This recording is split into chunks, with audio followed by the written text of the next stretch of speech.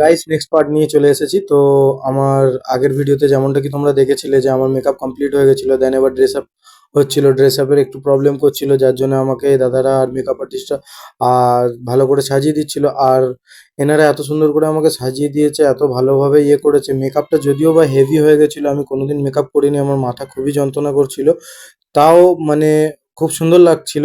মেকআপটা একটু যদি নিউট হতো তাহলে আরো সুন্দর লাগতো, বাট এমনি ভালো লাগছিল। তো তারপরে সব রেডি হয়ে যায়, এখানে সেট আপ বগেরা সব রেডি হয়ে যায়। আর এদিকে সবাই সকাল থেকে প্রচণ্ড খাটছে, যারা যারা এখানে ছিল, অর্গানাইজার থেকে চালু করে।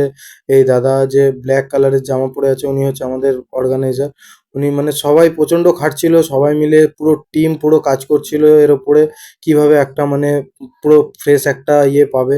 সবাই মিলে খাটছিল, আমরাও খাটছিলাম। প্রচণ্ড অক্লান্ত পরিশ্রমের পর আমাদের ফাইনালি অনেক মানে আমরা কিছু পেয়েছি। তো তোমাদেরকে সবকিছু শেয়ার করব। এর পরের যে পার্টটা আসবে সেই পার্টটা তোমরা দেখতে পাবে যে কিরকম কি হয়েছিল না হয়েছিল, আর কোথায় কি শ্যুটটা হয়েছে, কোথায় আমাদের পোস্ট হবে বা কি হবে, সব জানাবো তোমাদেরকে নেক্সট পার্টে। আর আমার শ্যুটটা খুবই ভালোভাবে কমপ্লিট হয়, আর আমি তোমাদের জন্য এটার পুরো বড় ব্লগ বানাবো ভেবেছিলাম, বাট যেহেতু আমার ফোনটা খারাপ হয়ে গেছে সেজন্য বানাতে পারিনি। আর তোমাদের জন্য এর নেক্সট পার্ট আর একটা আসতে চলেছে, আরও একটা নেক্সট পার্ট আসবে। তো গাইস বাই দ্য ব্লগ শেষ, দেখা হচ্ছে নেক্সট পার্টে, বাই।